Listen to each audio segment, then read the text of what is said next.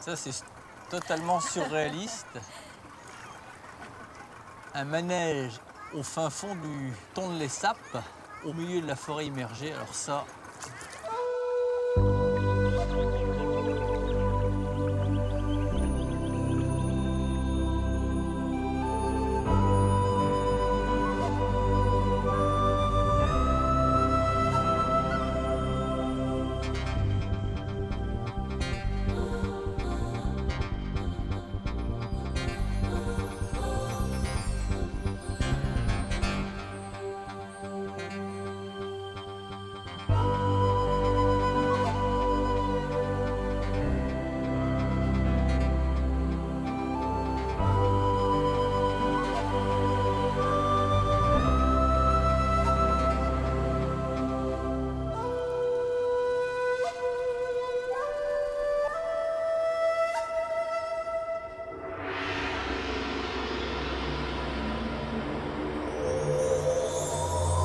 Péninsule indo-chinoise. Ce nom exhale définitivement un parfum d'aventure, d'exotisme et de romantisme.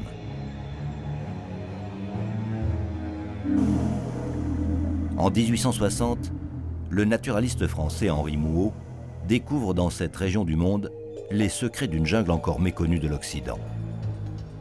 Serpents, tigres, éléphants, panthères, crocodiles et sangsues règnent alors sur les espaces sauvages.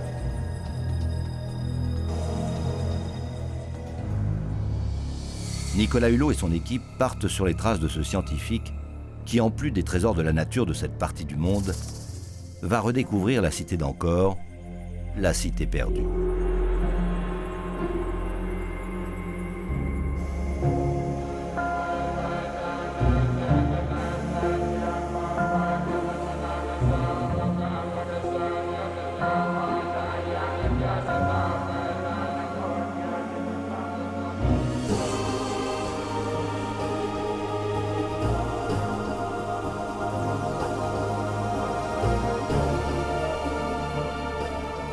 Mais Henri Mouhot sera terrassé par les fièvres et mourra au Laos à l'âge de 35 ans.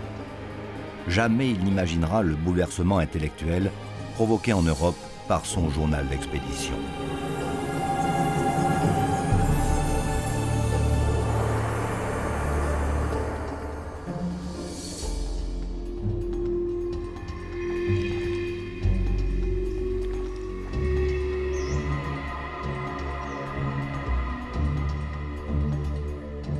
Comme l'a fait en son temps Henri Mouhot, Nicolas Hulot commence son voyage au pays du million d'éléphants, sur la rivière Nam In Bun, au cœur de la forêt tropicale. il y a des eaux comme ça sur la planète qui ne sont ni anodines et encore moins innocentes.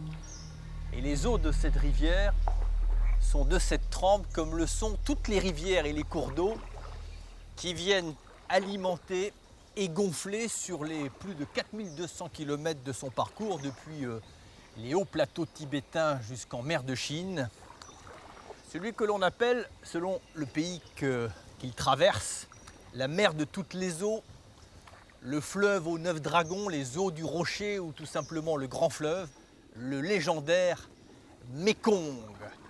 Bonsoir, vous soyez à nature successivement au Laos et au Cambodge, en plein cœur de l'Indochine. L'Indochine, il est peut-être nécessaire de le rappeler, c'est une simple contraction linguistique pour définir une entité géographique entre l'Inde et la Chine. Ce soir, on ira principalement à la rencontre des peuples du Mékong, en partant d'ici, dans la province de Khammouane, au Laos, jusqu'à Angkor, que l'on appelle parfois le Versailles des Khmers. Le Laos et le Cambodge, deux pays qui émergent peu à peu de l'obscurité d'un XXe siècle particulièrement douloureux et tragique, et qui petit à petit retrouvent leur âme, une âme que l'on espère bien vous faire partager ce soir dans notre itinéraire au fil du Mékong. Voilà, tout ça nous fera un incroyable voyage dans la péninsule indo-chinoise qui commence maintenant.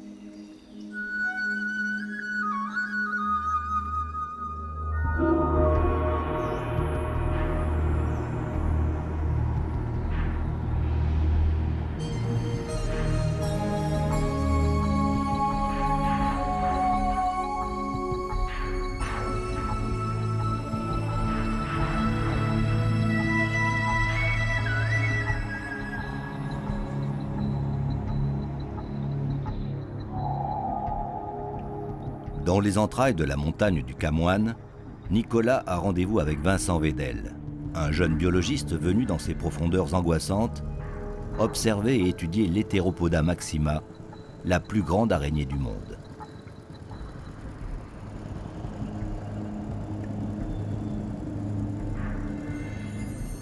Cet arachnide géant a été repéré pour la première fois en 1930 par une mission française, avant d'être étonnamment oublié dans une armoire du Muséum d'histoire naturelle de Paris durant plus de 70 ans.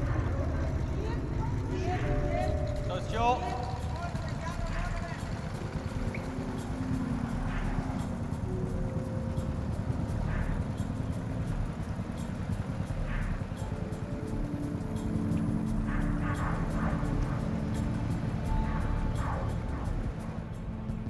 En 2004, le professeur Peter Jäger, éminent spécialiste des arachnides, redécouvre dans un bocal de la prestigieuse institution française une araignée de 33 cm d'envergure. Un joli monstre dont la taille impressionnante a de quoi inquiéter ceux qui l'approchent.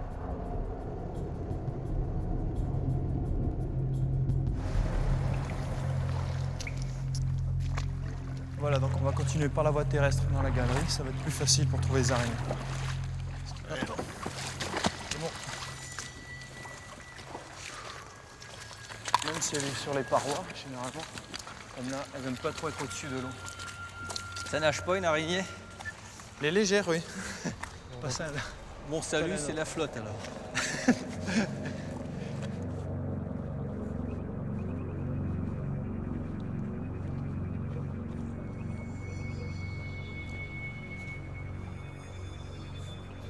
Avec notre lampe frontale, en fait, on fait refléter ses yeux.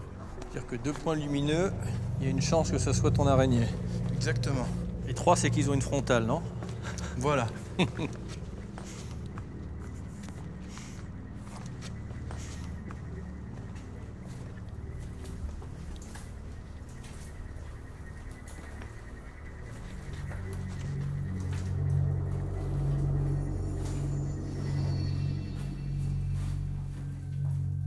Vincent Wedel s'est pris de passion pour l'Heteropoda maxima lorsqu'il était l'assistant du professeur Jäger. Dans ces galeries profondes, il faut être très vigilant pour ne pas passer à côté de la belle araignée ou d'un autre habitant tout aussi insolite. Viens voir Nicolas. Qu'est-ce que t'as encore trouvé? Une petite bestiole intéressante.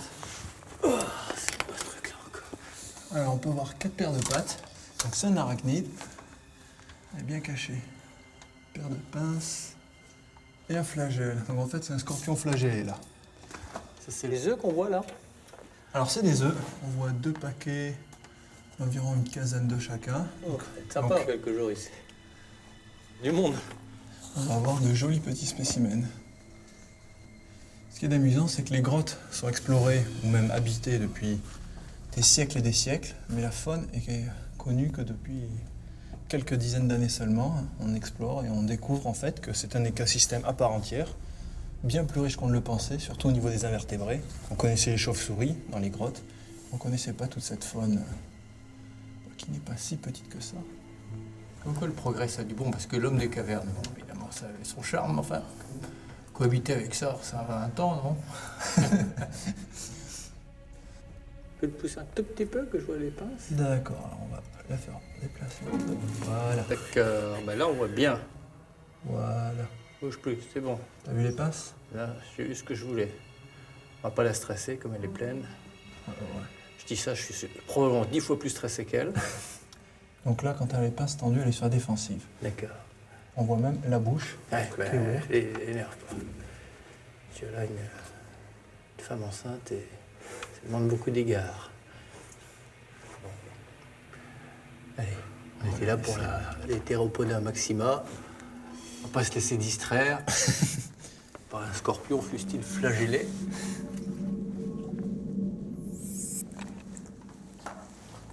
Ah, ça y est. Ça y est quoi? Tiens, viens par là, Nicolas. Ça y est quoi? Tiens, avance. Voilà, stop. Ne bouge plus. Tourne ta tête sur la droite, doucement. Reste. Alors, on va Je suis continuer. confiant que je ne bouge plus. Et on en fait un métier de chercher les araignées comme ça? Ah, très bon métier. Je comprends que ça soit une passion. Hein. Elles sont quand même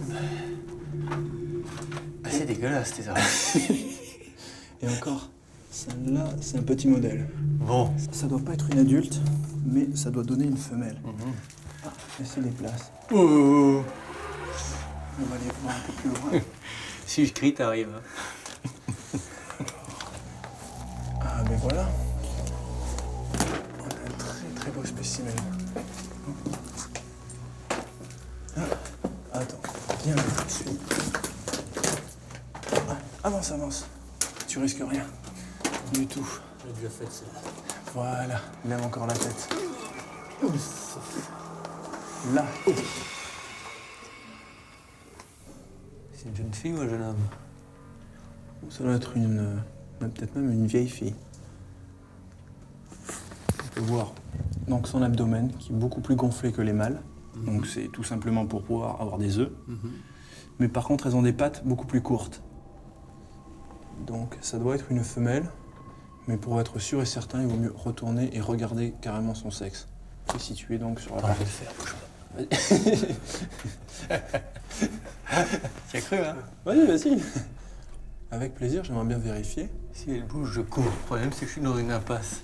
Et puis il y a le mâle un peu plus loin. Alors, 4 paires de pattes, ça c'est le caractéristique des araignées. Exactement, de tous les arachnides, même, comme les scorpions, etc.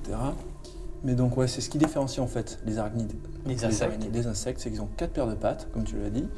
Et ils ont surtout la tête qui a fusionné avec le thorax. Et ensuite, un abdomen. Donc, elle a un corps en 2 parties. Les insectes ont un corps en 3 parties, avec une tête, un thorax et un abdomen. Alors, la prédation, ça se fait avec la bouche. Voilà. Alors, là, on peut voir les crochets. Donc en fait, c'est des crochets venimeux qui saisissent la proie, injectent le venin.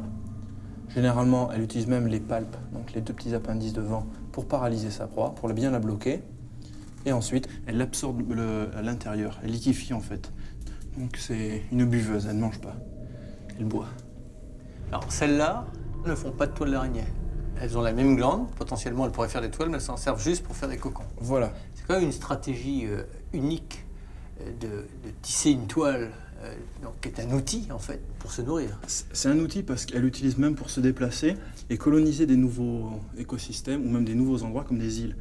Elles font un petit fil, ce sont les bébés araignées qui font ça, et ensuite elles se déplacent comme une montgolfière et elles colonisent l'écosystème.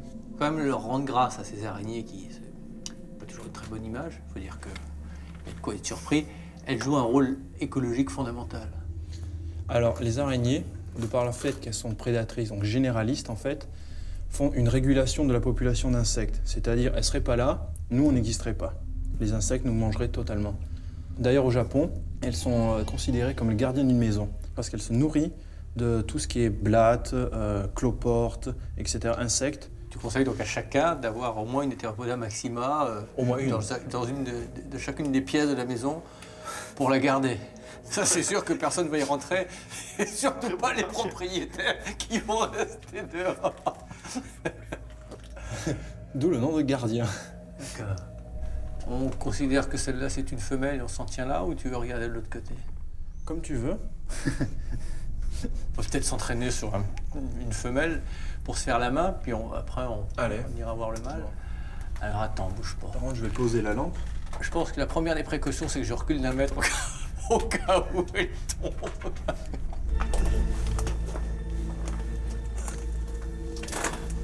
Elle a l'avantage que je sois tout serré.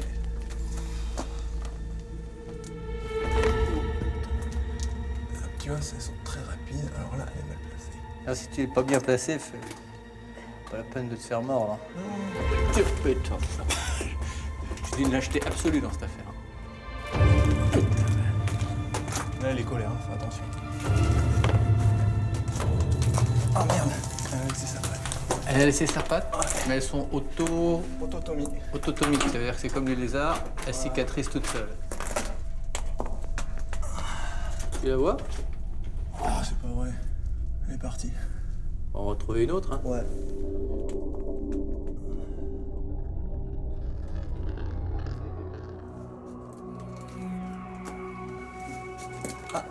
Il y en a une autre. Où? Juste là. À mes côtés. Je signale qu'il y en a une autre là aussi. Ouais, il y en a peut-être. Sûrement d'autres même. Peut-être pas le meilleur endroit pour pique-niquer. Hein. Bon, Si. alors, on va essayer de vérifier son sexe rapidement. Je te serais gré d'être rapide sur tout, il est fou celui-là. Oh la vache. Oh mon pote.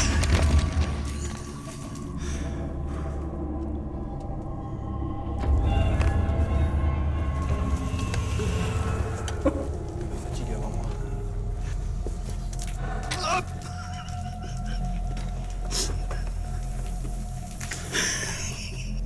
Je savais bien qu'elle allait me tomber dessus.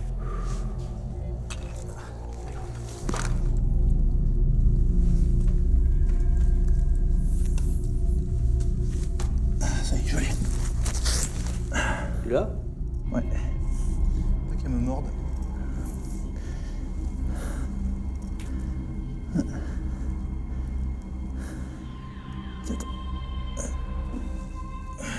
Tiens, viens voir. Je vais avoir besoin de toi, elle est en train de partir. Arrête. Bon, Alors. alors on peut voir ça, un mâle, tu vois. Là, on voit les palpes. Hop, ça. C'est les palpes. Ces organes sexuels sont situés là au bout des palpes. C'est des structures tellement complexes qu'elles sont différentes dans chaque espèce, soit 40 000 espèces. Et donc, ils plantent leurs deux palpes au niveau du sexe féminin qui est situé à peu près ici chez la femelle, donc à la base de l'abdomen. Et donc, c'est comme une clé, une serrure. C'est vraiment au micron. C'est très, très complexe. La production, c'est d'une telle précision que ça se joue au micron. Ah oui, c'est pour ça que deux espèces ne peuvent pas produire. Si c'était le cas chez l'espèce humaine, on ne serait pas beaucoup reproduits, nous. Hein. Ensuite, là, on peut voir donc les crochets venimeux. Alors, je vais essayer de... Tu tentes le diable, là. Ouais. Hop, voilà, t'as vu? Alors, je vais pas trop mettre le doigt, parce que ça peut être douloureux.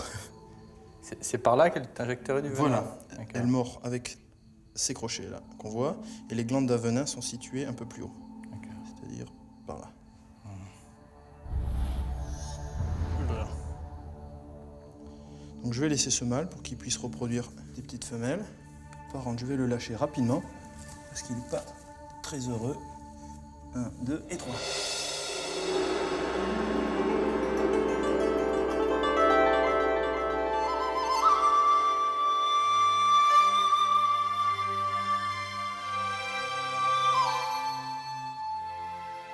Comme Vincent et Nicolas partis à la recherche d'une araignée au Camoine, le naturaliste Henri Mouot était arrivé jusqu'ici dans sa quête de scarabées et autres créatures exotiques.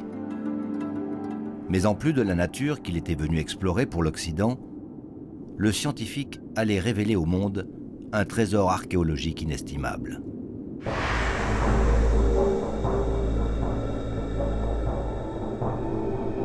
Il faut imaginer la surprise et l'émotion d'Henri Mouot lorsqu'il s'est trouvé brusquement face à ces visages de pierre monumentaux.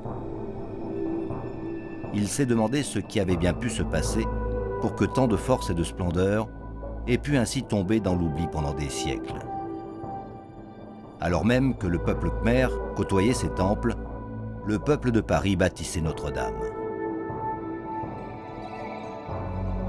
Même phagocyté par le végétal et 1000 fois pillé, encore demeure sublime. Ushuaïa Nature s'est donné pour objectif de rallier cette cité qui exalta tant l'imaginaire.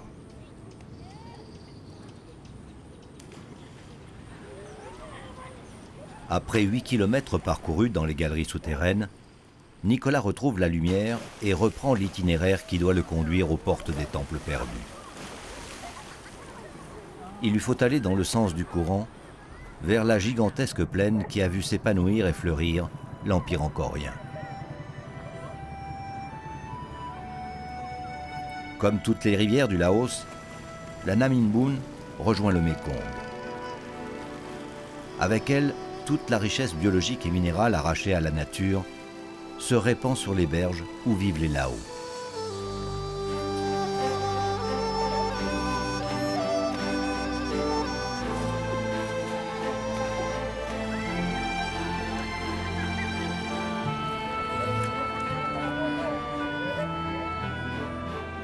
Voir cette partie de pêche villageoise qui côtoie les jardiniers des berges pour leur autosubsistance, c'est un peu un rêve perdu lui aussi.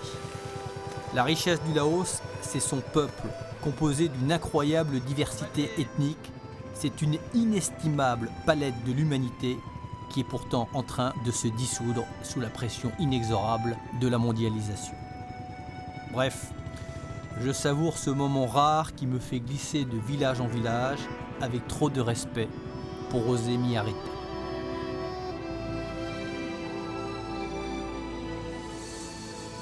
Le Laos n'a pas toujours été le petit pays enclavé et pauvre au milieu de puissants voisins comme la Chine, le Vietnam ou la Thaïlande. Illuminé par sa capitale royale, Luang Prabang, le royaume de Lang San, comme il se nommait au XVIIe siècle, rayonnait sur un territoire 2 fois plus grand.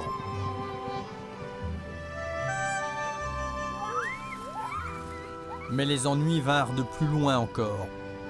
Malgré lui, le Laos s'est retrouvé au cœur d'un conflit où tous les idéaux planétaires du XXe siècle se sont affrontés au point de faire du Laos le pays le plus bombardé de tous les temps.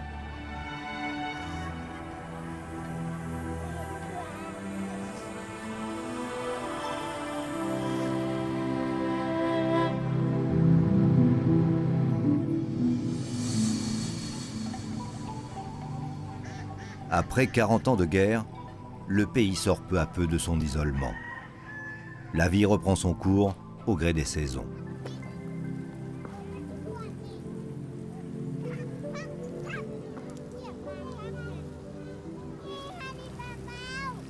Si les Lao des plaines représentent 80% de la population du pays, pas moins de 46 autres groupes ethniques, principalement dans les montagnes du Nord, parlent plus de 60 dialectes.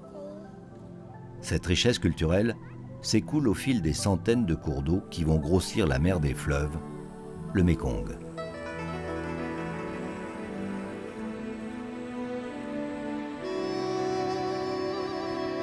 Au fil de l'eau, je suis frappé de voir qu'à travers tout le Laos, on pêche même dans les rizières. Complément alimentaire indispensable, le poisson sera le pourvoyeur en protéines, alors que, comble d'ironie, le Laos n'a aucune ouverture sur la mer.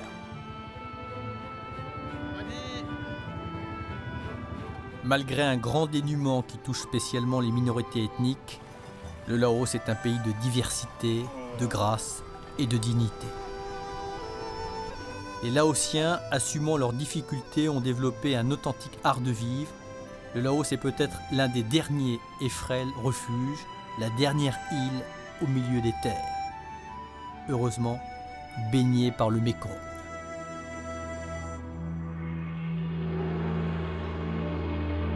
Fort de ses 4200 km de cours, depuis sa source au Tibet à sa gigantesque plaine deltaïque située au Vietnam, le Mékong est le plus international des fleuves d'Asie.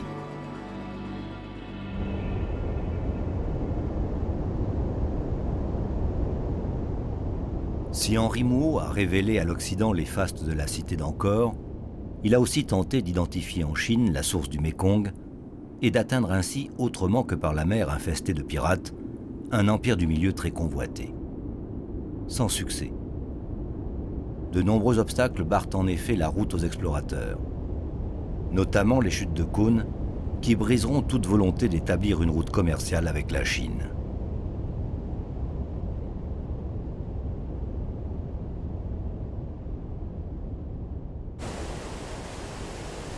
Si les Français n'ont pu apprivoiser les chutes de cônes, les Lao et les Khmers de cette frontière s'en accommodent. La difficulté à pêcher ici ajoute au génie de ces peuples qui, au lieu de barrer un fleuve pour le maîtriser, ont inventé des techniques invraisemblables pour en tirer profit. Mais toujours en respectant les besoins des villages situés en aval. Comme tous les barrages, celui-ci laisse en effet volontairement passer une partie des poissons.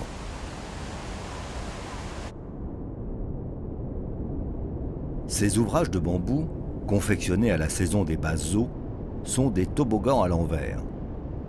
Le poisson, entraîné par le courant, est canalisé vers le haut du piège. Il suffira de venir le cueillir lorsqu'il sera épuisé.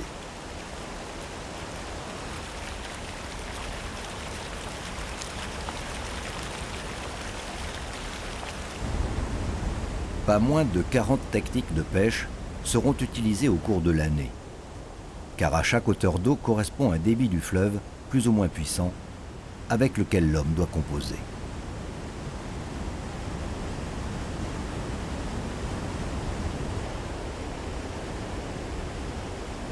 Utilisant les seuls matériaux que leur procure la nature, les Lao et les Khmers, le long du Mékong, vivent en parfaite harmonie avec le fleuve et ses caprices.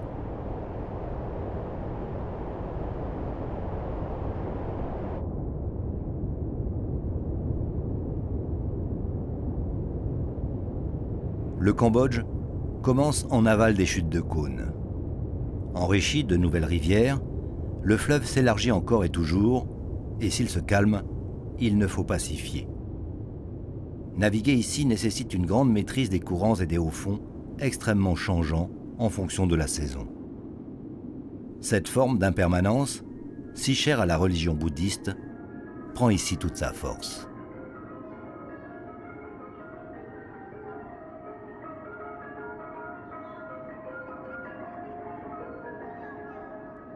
Je ne me lasse pas de regarder la vie de ce fleuve.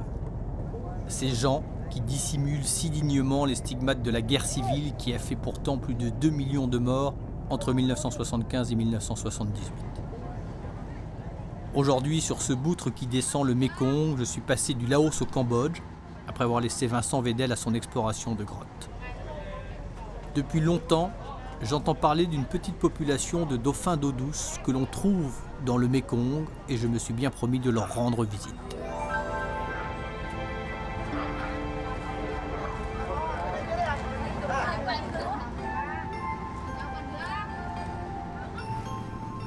Sur le boutre, il y a une classe avec leurs professeurs.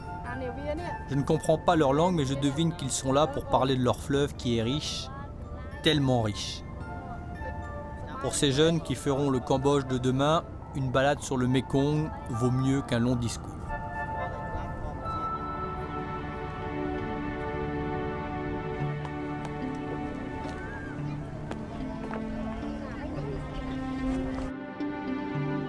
Enfin, le bateau accoste près du village de Sambo.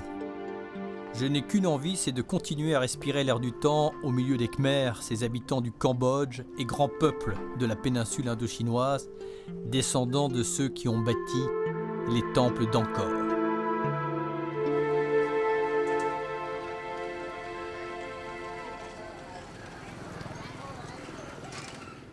Aujourd'hui est un grand jour à Sambo. En boutre, à vélo ou à pied, le peuple de ces rives est venu honorer son temple en se joignant à la collecte qui permettra aux moines de reconstruire leur réfectoire.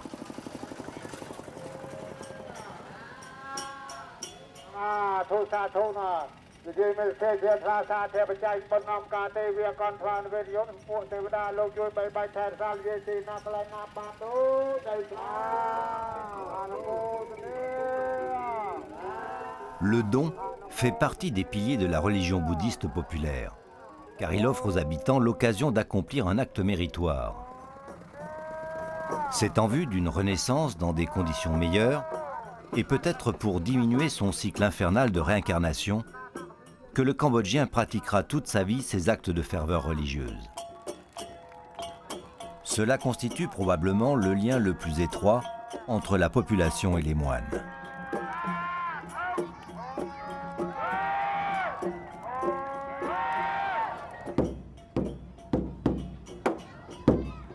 De leur côté, les bonzes méditent sur l'impermanence et sur le sens de ces offrandes qui symbolisent leur pauvreté, leur humilité et leur dépendance volontaire pour leurs besoins matériels.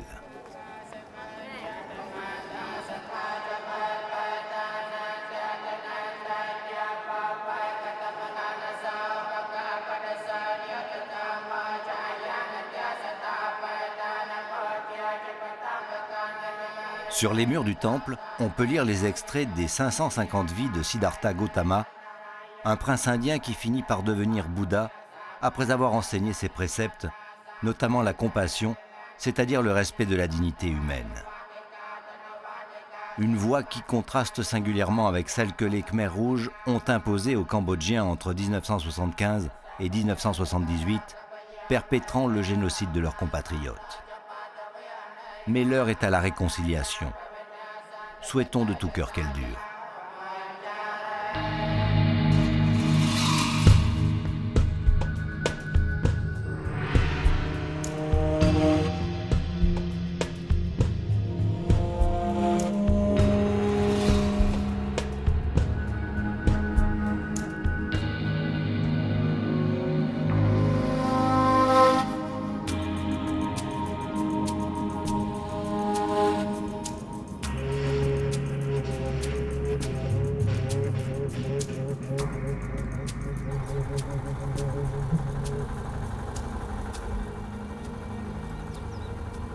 Tiens, là, 3 mètres à gauche. Joli.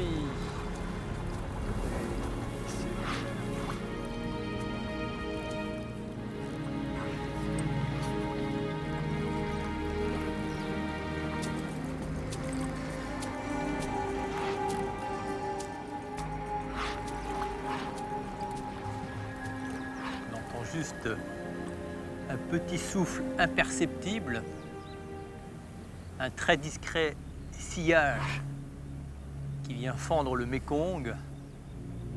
C'est la présence furtive de ces très rares dauphins d'eau douce, les dauphins d'Irrawaddy, qui paraissent comme ça évidemment beaucoup plus placides et moins véloces que leurs homologues océaniques.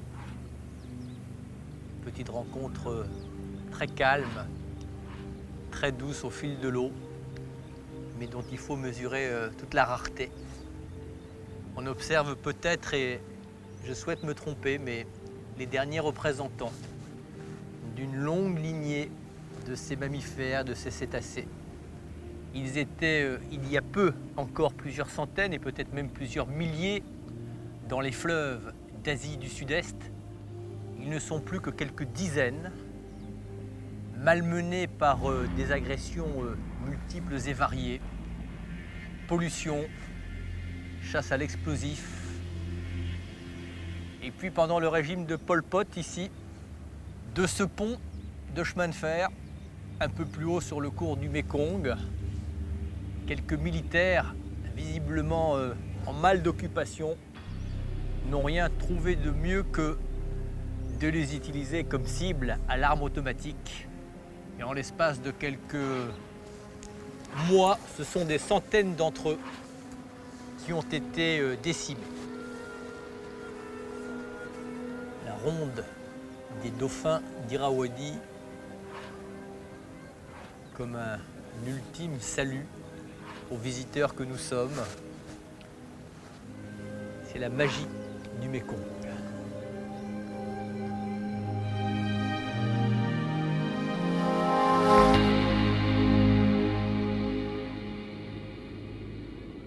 De l'autre côté, sur la rive droite du Mékong, l'équipe d'Ushuaïa Nature a précédé Nicolas dans sa descente du fleuve.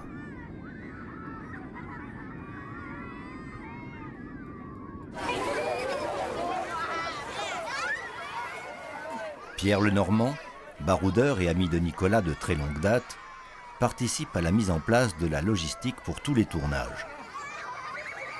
Pour quelques instants, il est devenu la coqueluche des enfants cambodgiens, irrésistiblement attiré par ce drôle d'oiseau blanc.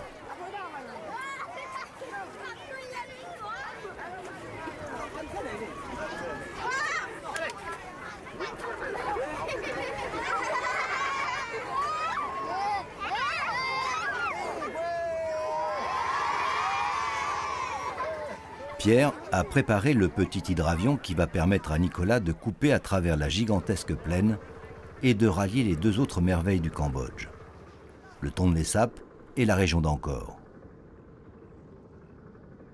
En bateau, il faudrait des jours pour rejoindre le lac sur lequel Henri Mouot, il y a 150 ans, s'est aventuré sans savoir qu'il allait découvrir la plus sublime des cités impériales.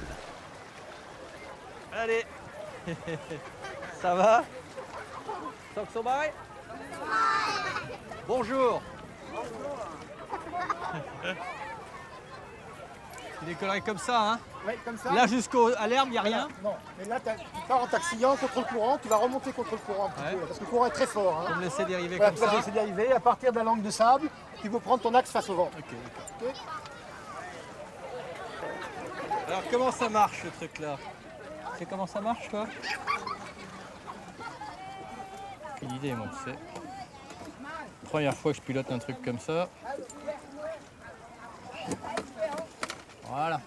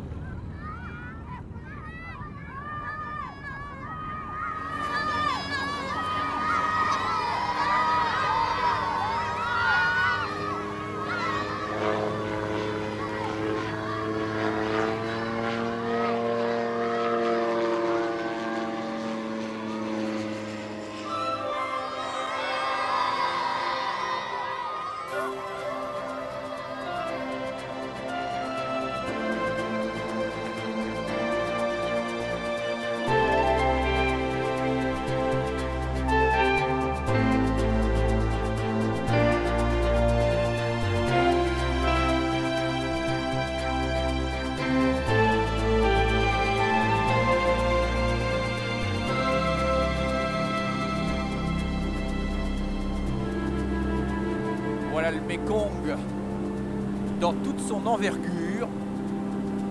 Ce fleuve coule la vie, mais qui a aussi vu couler de la sueur et parfois du sang dans des époques pas si lointaines, pour le moins tragiques. Ce fleuve qui griffe l'Himalaya dont il s'échappe, et tout au long de son long périple de milliers de kilomètres, arrache au relief qu'il traverse les nutriments ou les sédiments avec lesquels il ira féconder et fertiliser les grandes plaines. Quand même un fleuve mythique avec ses petites ethnies en amont jusqu'à ces grandes civilisations dans les plaines. Cette palette de l'humanité, magnifique, étincelante, laborieuse, un peuple moitié pêcheur, moitié paysan, le poisson et le riz étant ici la base de la nourriture. On va faire un petit tour, hop là, et on va descendre un peu.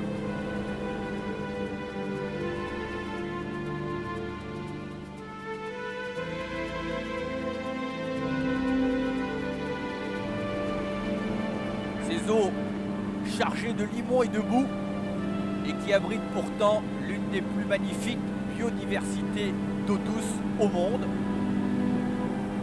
Mais la biodiversité du Mékong connaît un début de déclin, car il faut dire que le Mékong est sous le feu croisé de nombreuses menaces, barrages sur certains de ses principaux affluents en amont, pollutions diverses notamment avec du mercure et du cyanure que l'on commence à retrouver dans les eaux du fleuve, et puis surtout des pratiques de pêche qui furent longtemps incompatibles avec la capacité de régénération du fleuve, pêche à la grenade, à la dynamite. Et la difficulté aussi, c'est que quand un pays comme le Cambodge tente de rationaliser les choses, si les pays en amont n'ont pas la même politique, et bien malheureusement, ce sont les habitants qui sont le plus en aval qui subissent la détérioration du fleuve.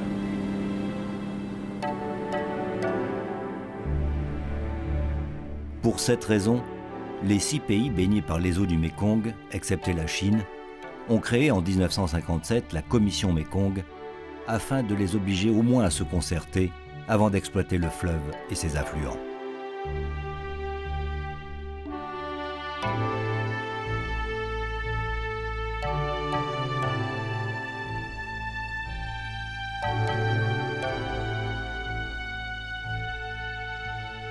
Chaque année, les très violentes pluies de mousson font déborder le fleuve. Il monte alors de plus de 10 mètres par rapport à son étiage et inonde les plaines alentours sur des centaines de kilomètres carrés. les routes sont impraticables pendant des mois. D'innombrables villages et leurs habitants sont alors coupés du monde pour longtemps. Depuis la nuit des temps, le peuple khmer a su s'adapter. La montée des eaux sonne l'installation des pièges à poissons. En forme de flèches, ils fleurissent de toutes parts, capturant les 768 espèces peuplant le grand fleuve.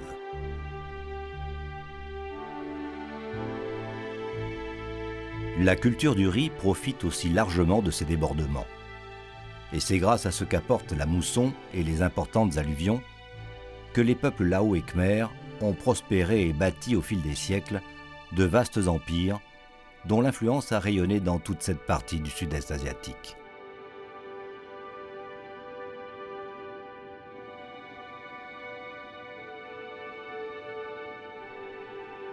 Nicolas survole désormais le Tonlé Sap, surnommé la petite Méditerranée du Cambodge.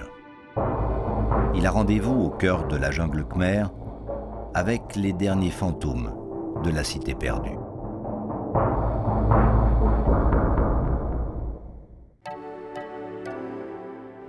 Après avoir descendu le Mékong, Nicolas survole le Tonlé Sap, ce lac du Cambodge qui 100 jours par an s'écoule dans le grand fleuve. Car le reste de l'année, phénomène unique au monde, à cause de la mousson, le fleuve devient plus fort que le lac et le courant s'inverse. Alors le Tonlé Sap quadruple sa superficie. Comme celle du Mékong, les eaux du lac envahissent plaines, forêts et même villages. Ce phénomène exceptionnel garantit la richesse à cette région parce qu'au-delà des rizières gavées de limons fertiles, le cycle est idéal pour permettre aux poissons de pondre dans les mangroves, parfois même dans les arbres noyés.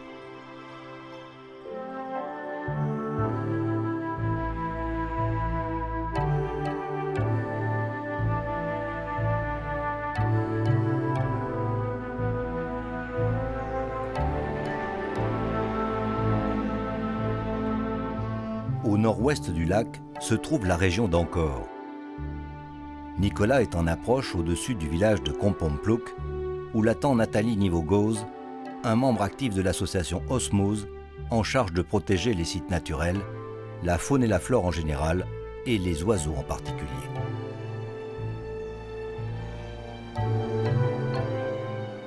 Nathalie habite ici depuis 7 ans. Avec Rajana, son amie khmer, elle a participé à la mise en place de tout un programme de conservation pour que la population respecte sa ressource et préserve certains sites. Car si le Mékong et le Tonlé Sap dépendent des décisions de la commission Mékong, pour l'installation de barrages par exemple, les forêts qui les bordent participent fortement à la pérennité du cycle. Sans les arbres, l'envasement du lac conduirait à son assèchement et donc à la disparition des poissons et des rizières.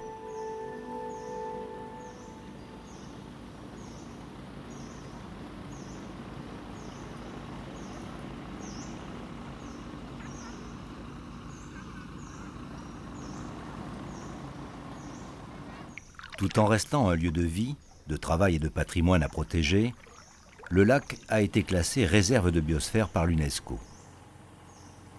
Khmer, Cham et Vietnamiens qui vivent ici sont invités à ne pas abuser de la ressource, notamment du bois des forêts.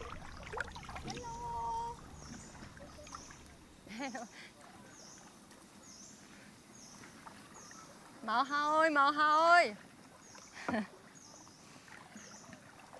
Salut.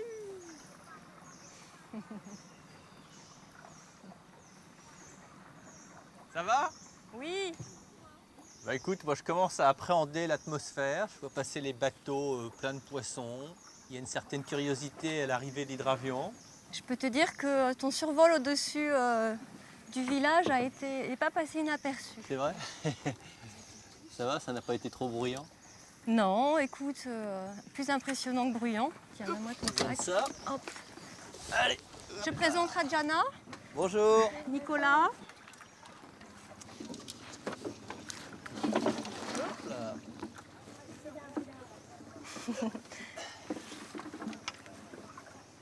Quelle merveille. Les pêcheurs du Tonlé Sap. Alors dis donc, c'est impressionnant ce lac parce que quand tu le survoles, tu as plutôt le sentiment de survoler une mer qu'un lac. Oui, une mer intérieure, oui. C'est le plus grand lac d'Asie du Sud-Est, Ouais. pour te donner un peu une idée de la dimension. Et puis en plus, il a une caractéristique unique, c'est qu'il respire. Et il respire parce qu'il est lié au Mékong et il reçoit les crues, le surplus des crues du Mékong chaque année. Et donc tu as des inondations saisonnières avec une amplitude de 1 mètre à 10 mètres. C'est un cœur d'eau. dont l'artère principale est le Mékong. Exactement. Et là, tu rentres dans une zone de forêt inondable qui est une vraie leçon d'impermanence. Tu vas venir plusieurs mois par an. Il y aura vraiment une ambiance différente. Tu peux arriver ici et être au sommet de la canopée, avoir des arbres de 15 mètres qui ressemblent à des buissons, et revenir à la saison sèche, marcher ici au pied de ces arbres. Ah oui. Quelle ambiance.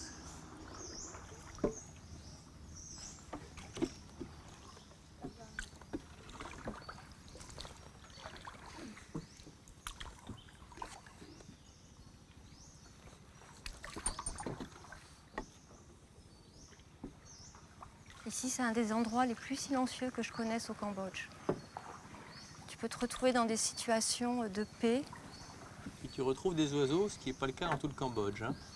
Non, mais surtout pour trouver des oiseaux, il faut aller dans des zones inhabitées, puisque les gens ont tellement souffert de la guerre et de malnutrition sous le régime Khmer Rouge, qu'il y a eu beaucoup de chasse opportuniste, beaucoup de braconnage. Et ces arbres, ce sont des arbres qui se sont adaptés. Là, oui, c'est des réangs en khmer, c'est Barintonia kutangula, il y a une belle araignée là-haut. Et il y a des Les araignées, j'ai ptôles. déjà donné. Hein. Ah, mais c'est pas les mêmes espèces. Ça ne m'impressionne plus du tout. Et tu trouves les mêmes espèces sur les terres hautes. En fait, les gens parlent d'ici, le lac, c'est les terres basses, c'est les terres inondables. Et tout ce qui n'est pas touché par l'inondation du lac, ce sont les terres hautes. Donc tu trouves les mêmes espèces dans les deux forêts, mais ici, à cause du stress hydraulique, les arbres poussent moins haut. Tu as pour la même espèce une croissance jusqu'à 15 mètres maximum, 15-20 mètres. Alors que sur les terres hautes, tu vas avoir des arbres qui vont pousser jusqu'à 20-25 mètres. Qu'est-ce qu'elle me demande? Elle te demande si ça va, parce Oui, que ça ça va baille, bien, ça veut dire ça va est-ce que bien. tu es heureux? Oh, plus que ça, je suis au nirvana, dis-lui. Churan, quand ça baille, churan.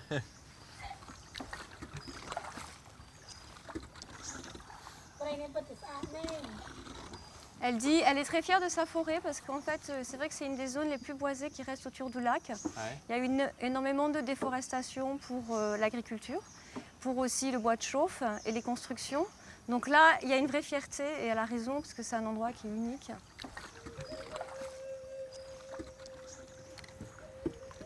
Alors j'imagine que ces forêts inondées sont des zones de frais particulièrement riches pour les poissons. Exceptionnellement riche, quoi. Vraiment une des eaux douces les plus productives au monde, avec presque 300 000 tonnes de poissons pêchés chaque année. C'est vraiment le cœur de l'économie cambodgienne avec la rizière. Et dans l'alimentation cambodgienne, 75% des protéines viennent du poisson. Donc c'est important au niveau économique, bien sûr important au niveau écologique, parce qu'on est dans un écosystème où chaque maillon du système s'est adapté au cycle des inondations. Donc on le voit ici avec cette forêt qui pousse alors qu'elle reste sous l'eau plusieurs mois par an. On va le voir avec l'habitat humain, comment les gens se sont adaptés aux inondations saisonnières. Et on va le voir dans la réserve des oiseaux où chaque année viennent nicher des grands oiseaux d'eau dans cette forêt inondée.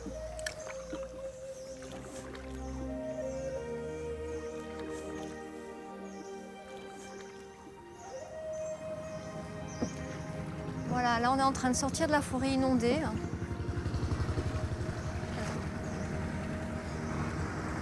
Tada!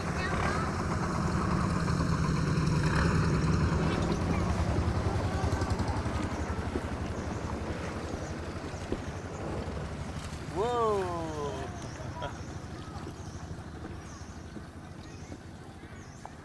Tu vois le mode de déplacement des enfants sur le lac. Antarin on. Hein, Tana? Ils vont tous voir l'avion. Depuis l'Antiquité, Des villages comme celui-ci, nomades et flottants, occupent le Tonlé Sap et le Mékong. Ces peuples pêcheurs ont choisi de rester proches des zones où le poisson se concentre et se déplace, au gré du flux et du reflux des eaux. Malgré la complexité du cycle biologique de cet écosystème et de ses aléas, ces hommes et ces femmes en connaissent la subtilité et la fragilité, prélevant désormais ce qui leur est essentiel.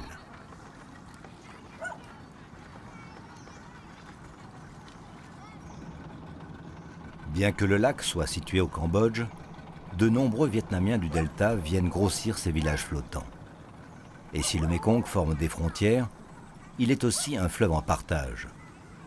Mais dans une société qui réclame toujours plus de contrôle et de stabilité, ces petites communautés itinérantes deviennent de plus en plus marginales.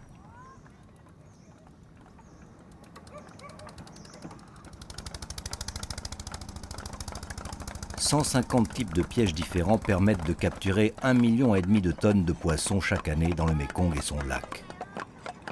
Cela représente 17% des poissons d'eau douce pêchés dans le monde, un record pour un seul fleuve qui fait vivre des millions de personnes.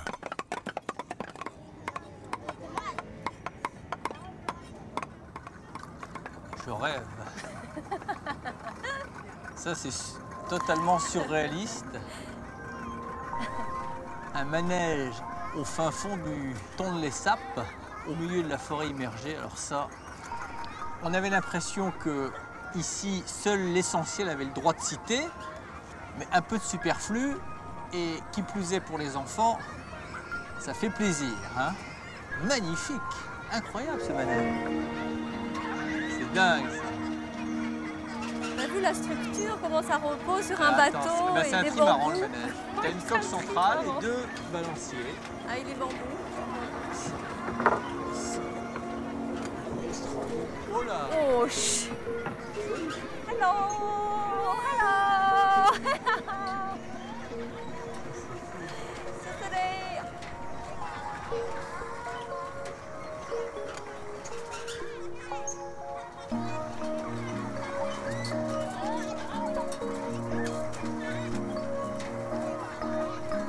Bye bye, bye bye, ni hai,สุขสันต์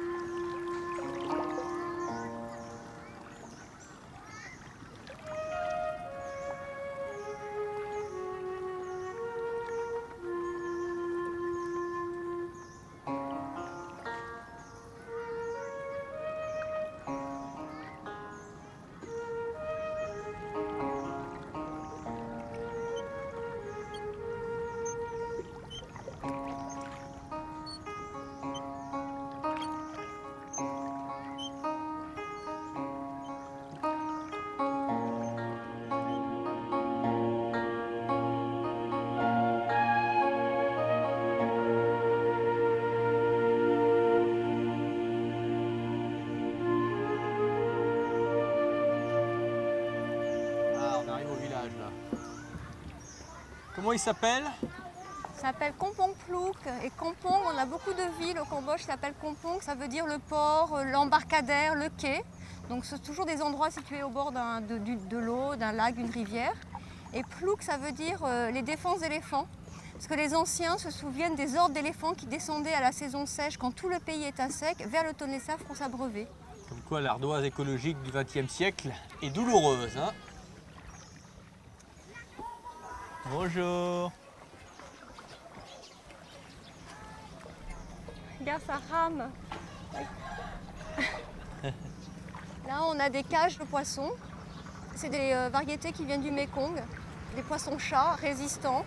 Alors tu veux dire que ça c'est juste pour garder le poisson qu'ils ont pêché ou ils font de l'élevage? C'est de l'élevage. D'accord.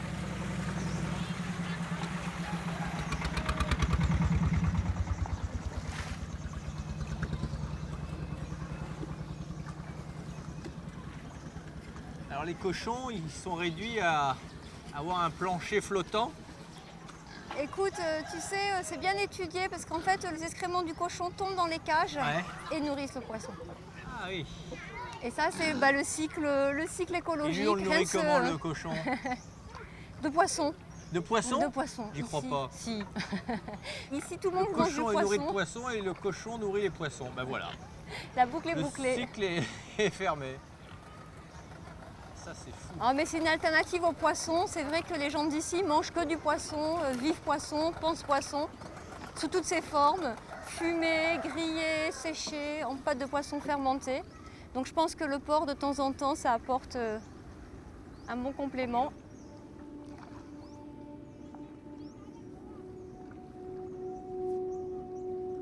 Attends, moi je m'arrête de pagayer 2 secondes parce que c'est une telle beauté. Alors à la saison des hautes eaux, on accède directement au niveau. Voilà, la barque serait au niveau de la terrasse, tu vois, D'accord. t'imagines. Et puis au fur et à mesure où le niveau d'eau descend, les gens installent des plateformes intermédiaires sous les pilotis pour stocker le matériel de pêche, pour vivre et pour avoir toujours un accès proche de l'eau. En fait, il faut gagner un peu en vertical, ce qu'on n'a pas en horizontal ici. C'est un Hein. peu ça, oui.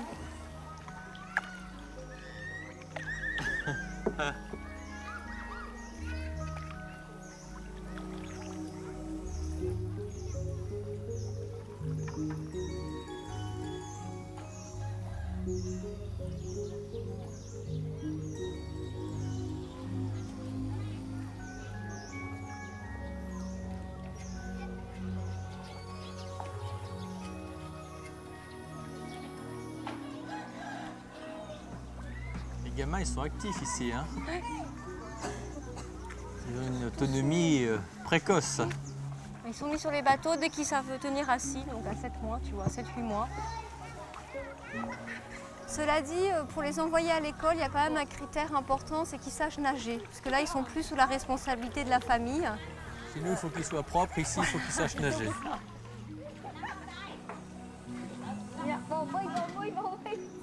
Il y a beaucoup de pathologies liées à l'eau. C'est le premier vecteur de mortalité chez les enfants de moins de 5 ans. On est quand même au Cambodge, on est un des pays les plus pauvres au monde, avec un état sanitaire déplorable. Et c'est vrai qu'il y a quand même énormément de maladies qui sont propagées par l'eau ou par les moustiques qui vivent à proximité. Puis il y a des accidents, hein, les enfants qui tombent à l'eau, pas mal de noyades. Là, il y a des crocodiles à gauche, là, je crois. Il y a crocodiles et poissons. On va laisser passer le bateau.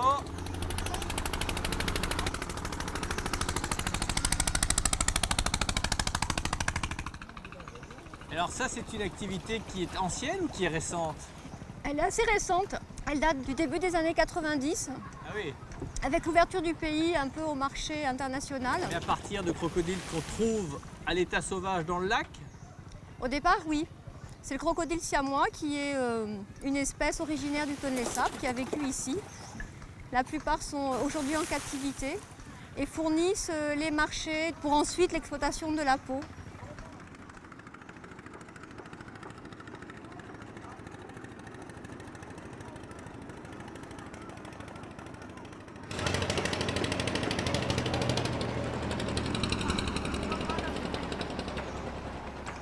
Oh! Regarde, c'est des serpents, ça. Ils les mangent ou c'est pour les C'est souvent pour les crocodiles plutôt? crocodiles. Les crocodiles. C'est souvent pour Ils les en mangent crocodiles. aussi? Il y a certaines espèces qui sont comestibles, certaines espèces dont on garde la peau, et d'autres, la majorité, pour nourrir les crocodiles.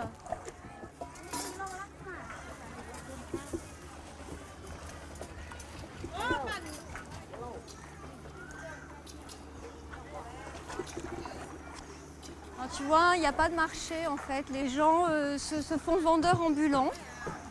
Donc il n'y a pas de marché central où la population va se retrouver, comme sur les villages des terres hautes. On est dans la tradition des colporteurs qui amènent chez l'habitant les produits de première nécessité, mais aussi les vêtements, la quincaillerie. Et ils sont vraiment colporteurs dans le sens où c'est eux qui vont porter des nouvelles d'une maison à l'autre, d'une famille à l'autre.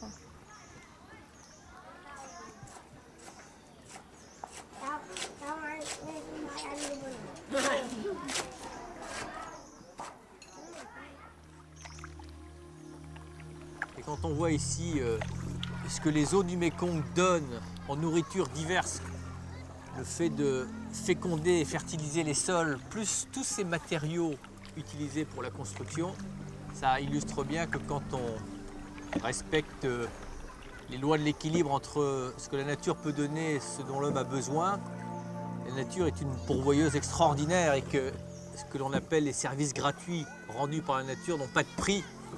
On se rend compte de leur valeur le jour où on s'en prive. Merci Mère Nature.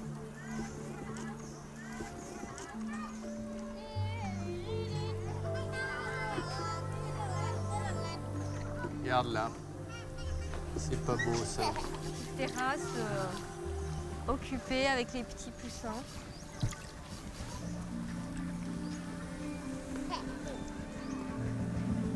Autre monde, autre époque. Hein.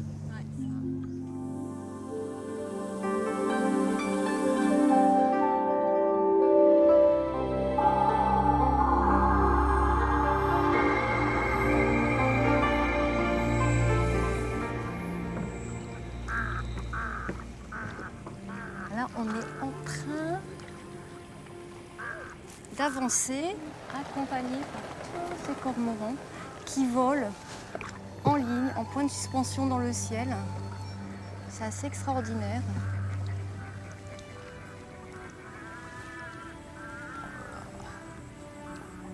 Certaine atmosphère là. Puis tu vois les aigrettes là-bas, c'est un peu le yin et le yang, le blanc et le noir qui se mélangent. C'est l'heure à laquelle tout le monde commence à se rassembler, non, pour dormir.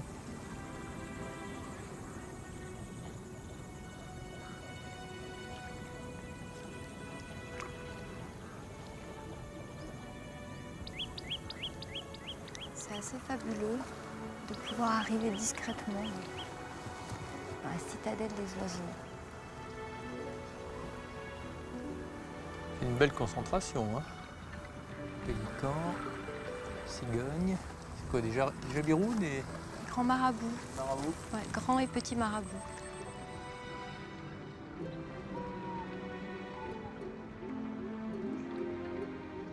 Sur le Tonlé-Sap, c'est le seul endroit où il y a une telle concentration d'oiseaux. C'est le seul endroit où il y a un site de reproduction. Ah oui, donc c'est... Et c'est le seul endroit sur le Tonlé-Sap, c'est le seul endroit au Cambodge et c'est le seul endroit en Asie du Sud-Est. Autant dire que c'est un... Donc régionalement, ça a une importance lieu tout à fait essentiel, hein. considérable.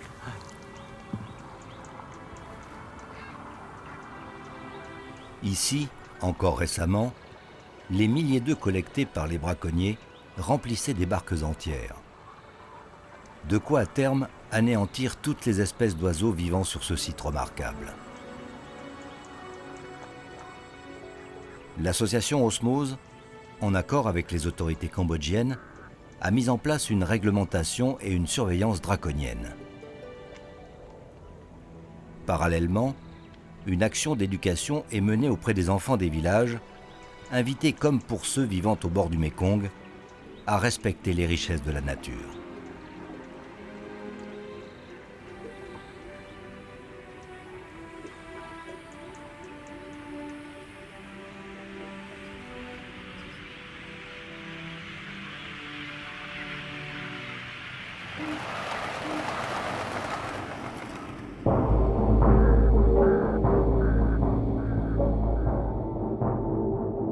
À quelques battements d'ailes de la citadelle, dorment plus d'une centaine de temples.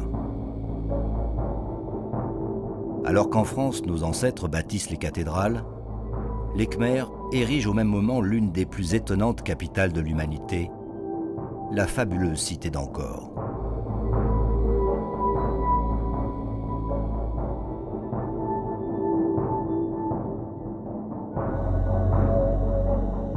Élevé au rang de Dieu, le roi Yasovarman Ier et ses successeurs construisent leurs temples au sommet des collines, comme s'il s'agissait des résidences des divinités hindoues, bâties sur le mont Méru.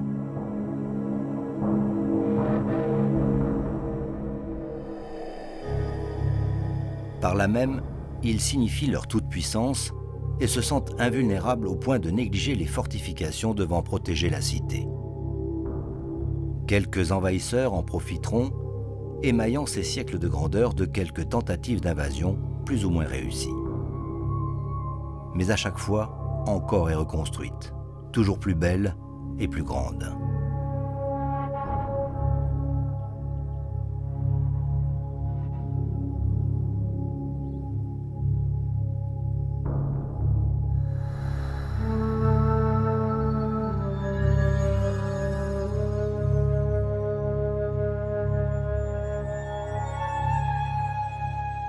Il faut imaginer à l'époque, autour des temples, une véritable fourmilière humaine, gracieusement distraite par les danseuses célestes, les apsaras.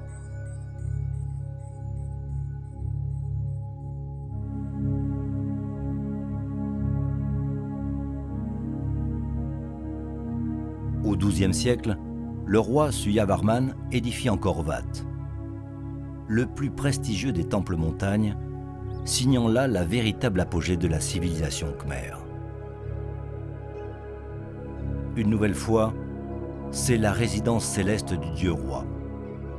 Angkor Wat est en fait une réplique de l'univers, avec une tour centrale, axe du monde où résident les dieux, entourée par 5 cours intérieures, représentant les 5 continents, le tout cerné par des douves en guise d'océan. Cet ouvrage si puissant est la preuve de la prospérité et de la dévotion de tout un peuple. Et c'est là toute la force du système angkorien qui repose sur la dimension spirituelle consacrée à un ouvrage de génie civil, comme ces réservoirs d'eau démesurés garantissant plusieurs récoltes de riz par an. Plutôt que de creuser, les hommes ont bâti des levées de terre, créant ainsi une retenue d'eau située légèrement au-dessus de la plaine. À la saison sèche et par gravitation, l'eau était libérée dans les rizières. Le réservoir se remplissait à nouveau chaque année grâce à la mousson. On comprend mieux pourquoi Angkor a été surnommée la cité hydraulique. Tout près d'Angkor Wat, le roi Jayavarman VII a construit Angkor Thom, qui signifie encore la grande. Et c'est en son cœur que réside son joyau, le Bayon.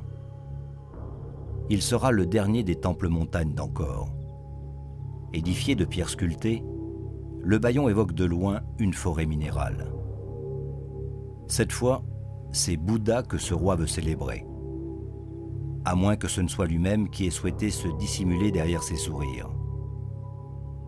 C'est bien là l'énigme de ces 165 visages gravés sur les tours, posant leur regard bienveillant sur les 54 provinces khmères qui rayonnent alors de la mer de Chine aux portes de l'Inde.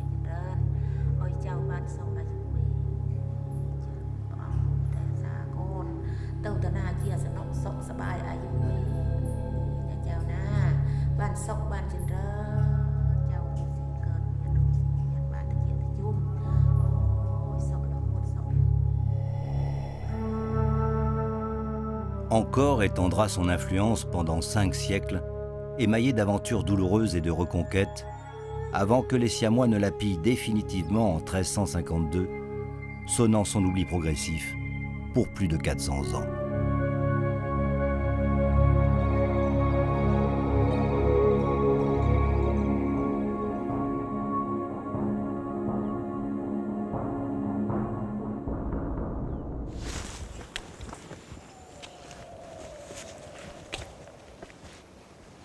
Impressionnant.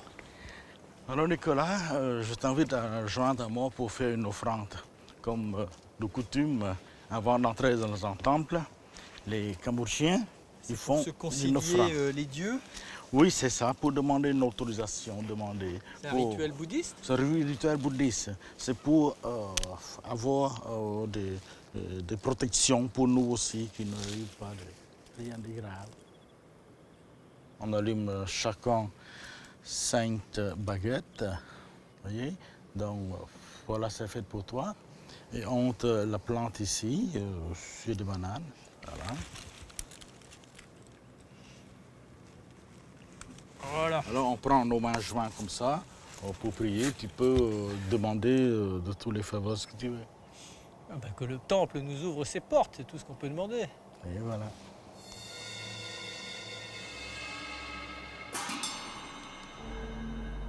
L'architecte khmer, Kounye, va guider Nicolas dans le temple de Bengmelea. Cet édifice est certainement le plus représentatif de la vision qu'a eue Henri Mouhot lorsqu'il a pénétré pour la première fois dans la cité d'Angkor.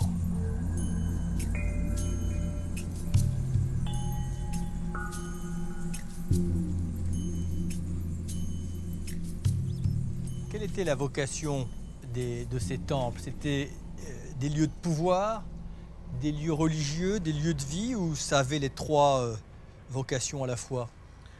Les temples, en général, les temples cambodgiens, ça sert seulement de lieu de culte à une religion quelconque. Donc c'est la résidence des dieux seulement. Le roi ne réside pas là et la population non plus. Et alors, quelle a été la main-d'œuvre de tous ces édifices? Alors, puisque ce sont des monuments dédiés à Dieu, les gens, la population, viennent travailler par dévotion. Alors, ils veulent faire un acte de foi pour avoir une vie meilleure dans le futur. Tu veux dire que la main-d'œuvre est volontaire?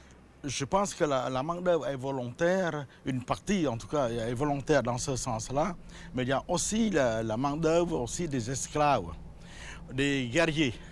Alors il y a beaucoup de batailles entre le Cambodge et les pays voisins, et alors les vaincus, les esclaves, on les fait travailler comme porteurs de pierres ou d'autres choses aussi. Il y a aussi cette main-d'œuvre-là. Et là, vous avez un système d'évacuation d'eau des bassins intérieurs. Une gargouille. Une gargouille, hein, comme Notre-Dame de Paris, vous avez des gargouilles. Voilà, on a des gargouilles. Ça alors. Et cet arbre, il a épousé le temple. Hein. Et voilà. On a toujours cette symbiose-là, hein, Ouais. entre le végétal et le minéral, et puis les œuvres humaines.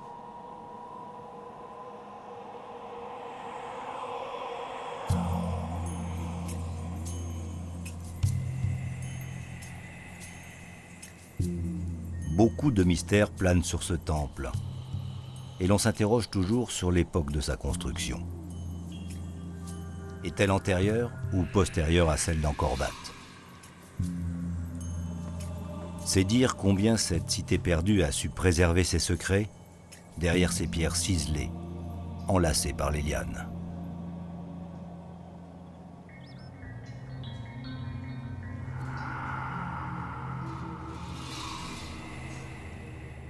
On se demande quand même quel événement a pu provoquer un tel fatras, parce que ça peut être un simple écroulement de la tour qui explique ça.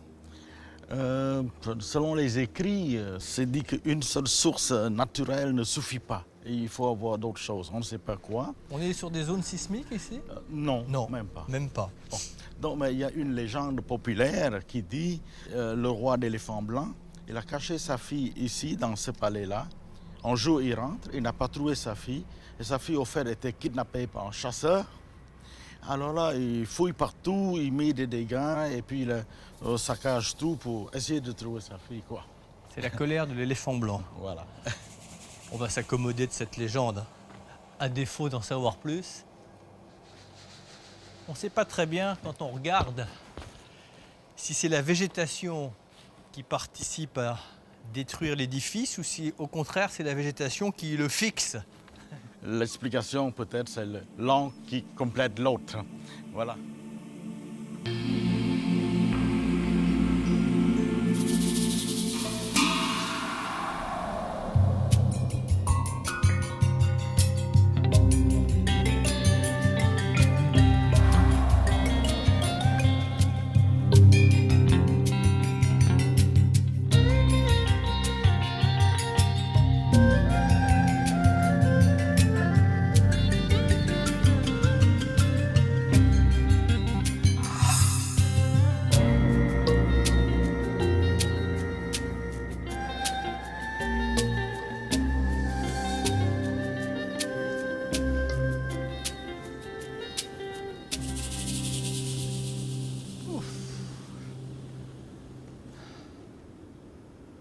Superbe cette pyramide ancorienne qui donne une posture parfaite pour regarder l'horizon et se remémorer cette magnifique diagonale que nous avons fait en péninsule indo-chinoise, du Laos au Cambodge, tous ces visages que nous avons croisés au fil de l'eau, toutes ces vies laborieuses de peine pour tenter d'arracher au fleuve et au thon de l'Essap leur nourriture ou tous les éléments dont ils ont besoin pour vivre ou quelquefois simplement pour survivre.